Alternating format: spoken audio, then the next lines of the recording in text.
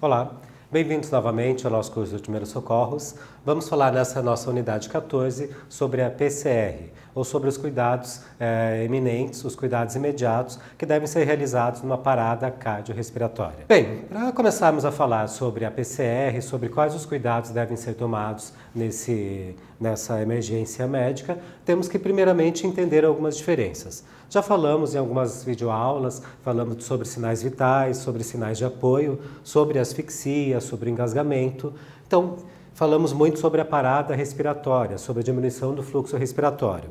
Então, podemos ter a parada respiratória, que é uma diminuição do fluxo circulatório por uma obstrução, por engasgamento, por uma asfixia, que vai levar para uma possível parada cardiorrespiratória. A parada cardiorrespiratória consiste em quê? Consiste na perda da respiração e da circulação, ou seja, na ausência de sinais vitais. Essa vítima não tem movimento circulatório, não tem circulação, não tem bombeamento de sangue oxigenado para o corpo e também não tem a oxigenação dos órgãos nobres. Então, lembrando que pode ocorrer uma baixa de oxigênio, uma alta de gás carbônico, de CO2, causando danos cerebrais e alguns danos reversíveis a esse paciente. Então, é muito importante que você esteja atento aos sinais, aos sintomas, aos sinais de apoio, como já vimos, coloração da pele, como já vimos movimento ventilatório, como já vimos sobre o pulso, para você poder avaliar adequadamente esse paciente e prestar a reanimação cardiopulmonar, ou seja, a RCP, de uma maneira mais adequada. Porém, quando ocorre a PCR, ou a parada cardiorrespiratória? Ela pode acontecer proveniente de uma parada respiratória, de grandes traumas, de grandes sangramentos, do estado de choque ou de alguns problemas pré-existentes. Como assim problemas pré-existentes? De doenças crônicas, como hipertensão arterial, diabetes, problemas cardíacos, trombose, várias doenças que são crônicas, que a pessoa já convive com ela, que inclusive você, cuidador de idoso, pode acompanhar esse idoso que já tem essa cronicidade e alguns desses quadros podem desenvolver, sim, para uma parada cardiorrespiratória. Então é muito importante que você esteja qualificado e que você saiba reconhecer os sinais e os sintomas desse evento. Alguns sinais da PCR, ou seja, da parada cardiorrespiratória. Sinais vitais. Lembram da nossa aula de sinais vitais? Ausência de pulsação. O que é a pulsação? Nosso coração age como uma bomba. Ele contrai e relaxa, jogando sangue oxigenado para todo o corpo para nutrir as células e os órgãos. Quando você para esses batimentos, quando você para esse bombeamento, você não tem a pulsação, que é a pressão que o sangue exerce sobre a parede da artéria. Então você tem a ausência de pulso, você não tem um dos sinais vitais mais visíveis, que é a pulsação. A apneia ou ausência de respiração, que pode ocorrer na parada respiratória, ou seja, você não tem sangue oxigenado circulando, você não tem movimento circulatório, você não tem preenchimento do pulmão, então você não tem esse movimento respiratório, mais um sinal vital que nós não vamos verificar, que é o sinal de parada cardiorrespiratória. Um sinal de apoio importante, coloração da pele. Primeiro a pele fica pálida, fica branca e depois ela começa a ficar cianosada, começa a ficar azulada. Primeiramente, como já falamos, nas extremidades, nos lábios e mucosas e depois vai ficando essa coloração azulada generalizada.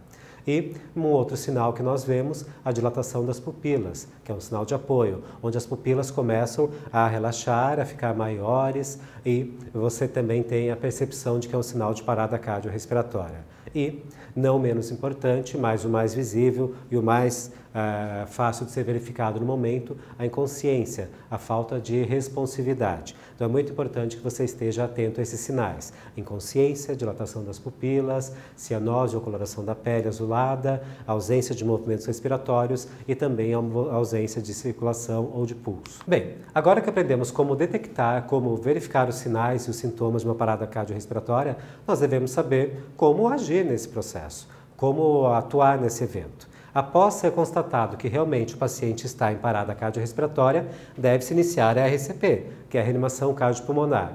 A reanimação cardiopulmonar consiste em um conjunto de técnicas e manutenções que visam a manutenção do sistema cardiocirculatório, ou seja, da circulação e da respiração desse paciente.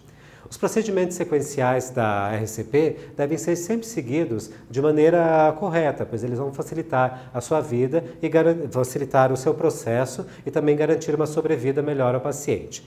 Primeiro processo que devemos avaliar quando você vai iniciar a RCP: segurança. Segurança do local, a sua segurança e também a segurança da vítima.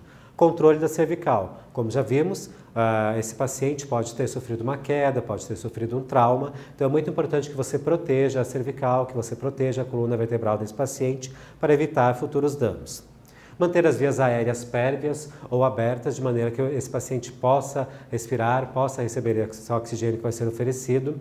A respiração, onde você vai ver, ouvir e sentir se essa respiração está sendo eficaz, e também o pulso, onde você vai ver e sentir se realmente está ocorrendo esse bombeamento, ou seja, essa pulsação de maneira adequada.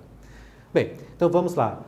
Manutenção da cervical. Como já falamos, é muito importante que esse processo de RCP seja feito sobre uma superfície rígida, estável, onde você possa manter a coluna do paciente, evitando assim os futuros danos. Então, se você não tem uma prancha rígida, se você não tem uma maca rígida, você deve fazer no chão, reto.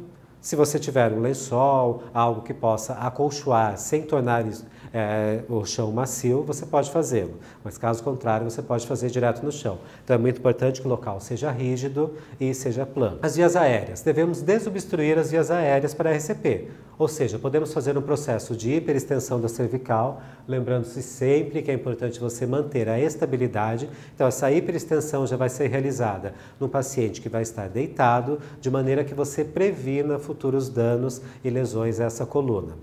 Porém, é importante que você se lembre, é muito importante que você evite introduzir na boca desse paciente, para desobstruir as vias aéreas, os dedos, a mão ou qualquer outro objeto.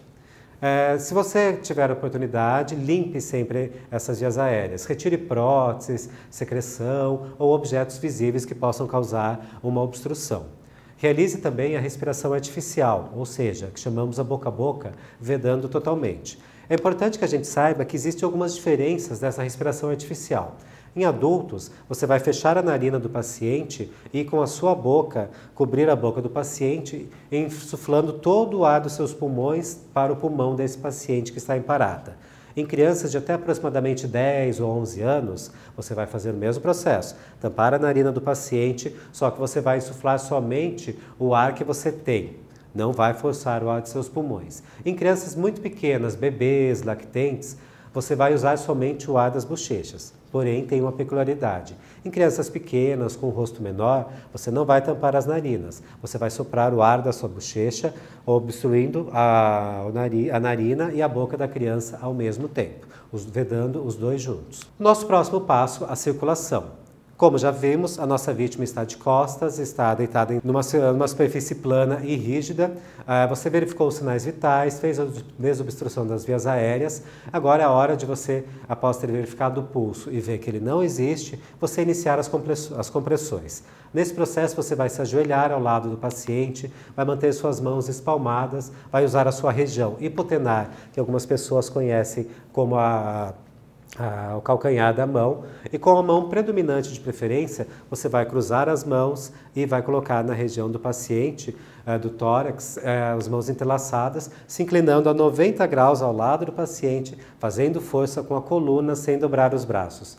Lembrando que as mãos sempre devem estar em cima do osso externo, tendo em mente que não devemos colocar essa mão lateralizada para não correr o risco de ferir o paciente, de fraturar uma costela ou de ferir algum órgão desse paciente.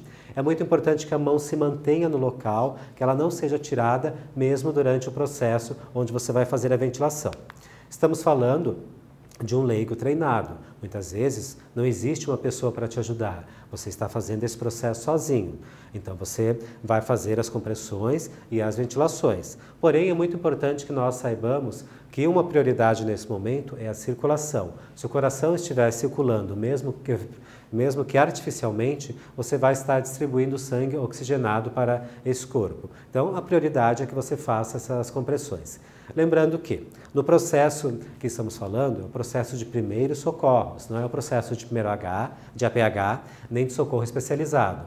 Então, nesse processo, nós não temos vias aéreas avançadas, nós não temos um paciente com máscara laríngea, com SAMU ou com qualquer outro dispositivo que possa nos ajudar. Então, é importante que você faça o processo de manobra de primeiros socorros, ou seja, que hajam 30 compressões por 2 ventilações em até 2 minutos. E é muito importante que essas compressões sejam de aproximadamente 5 a 6 centímetros de profundidade, numa frequência de aproximadamente 100 a 120 por minuto. Isso vai garantir a sobrevida do paciente, uma oxigenação melhor e diminuir possíveis danos que possam ocorrer a essa vítima. É muito importante, mantenha o ritmo das compressões e a profundidade nesse processo. É importante que esse processo seja rítmico. O seu coração, quando bate espontaneamente, ele bate de forma rítmica, constante. Então, quando você faz esse processo de reanimação cardiopulmonar, onde você faz a circulação artificialmente, é importante que você faça também de forma rítmica. Bem, chegamos ao final dessa nossa videoaula sobre a parada cardiorrespiratória. Após a demonstração, após vermos como proceder a reanimação cardiopulmonar, é muito importante que você lembre de alguns detalhes, que você siga os passos, que você sempre mantenha a calma, que mantenha a segurança do local, a desobstrução das vias aéreas, que você mantenha a frequência respiratória e a circulação. É importante que no processo de reanimação cardiopulmonar você sempre faça o processo de forma rítmica, com profundidade controlada e que você também faça constantemente. É muito importante que isso ocorra de maneira ordenada. Bem, essa foi nossa aula sobre a parada cardiorrespiratória, onde falamos sobre a parada respiratória, sobre a parada cardiorrespiratória e sobre a reanimação cardiopulmonar. Espero que vocês tenham gostado.